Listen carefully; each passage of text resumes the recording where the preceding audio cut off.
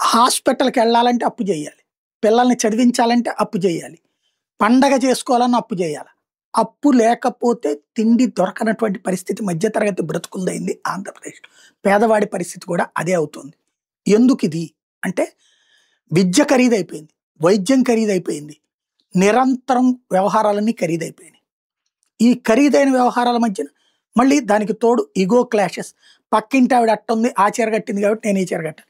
అరే చీరకి బ్లౌజ్‌కి చీర రూ. 1000 ఉంటే బ్లౌజ్‌కి రూ. 1000 పెట్టి కుట్టించుకోవాల్సిన పరిస్థితి రూ. 3000 కూడా అవుతుందట.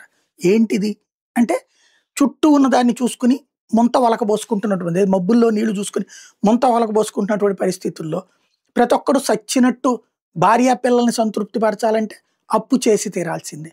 ఇప్పుడు అప్పుల్లో భారతదేశంలోనే టాప్ 1లో ఉన్నామని గర్వంగా చెప్పాలా? సిగ్గుపడాలా అన్నది ఆలోచించాలి. దేశవ్యాప్తంగా చూస్తే అప్పులు ఎక్కువగా చేస్తున్న రాష్ట్రాలు దక్షిణాది రాష్ట్రాలైతే అందులో కూడా ఆంధ్రప్రదేశ్ అగ్రస్థానంలో ఉంది. అప్పు తీసుకున్న వయోజనుల సంఖ్య 43.7%. అంటే 18 ఏళ్ళు దాటిన వాళ్ళలో 100కి 43 మంది 44 మంది అప్పే తీసుకుంటున్నారు. తర్వాత తెలంగాణ 37.2 అంటే 37 మంది అక్కడ అప్పు తీసుకుంటున్నారు. కేరళ వాళ్ళు 30 మంది తీసుకుంటున్నారు 29.9%. తమిళనాడు వాళ్ళు 29.4, పుదుచ్చేరి 28.3, కర్ణాటక 23.2. ఇతర రాష్ట్రాల్లో ఛత్తీస్గఢ్ కేవలం 100కి 7 తీసుకుంటున్నారు అప్పు. అస్సాంలో 7 తీసుకున్నారు, గుజరాత్లో 7 తీసుకున్నారు, జార్ఖండ్లో 7.5 మంది తీసుకున్నారు, బెంగాల్లో 8.5 మంది తీసుకున్నారు, హర్యానాలో 8.9 మంది తీసుకుంటున్నారు.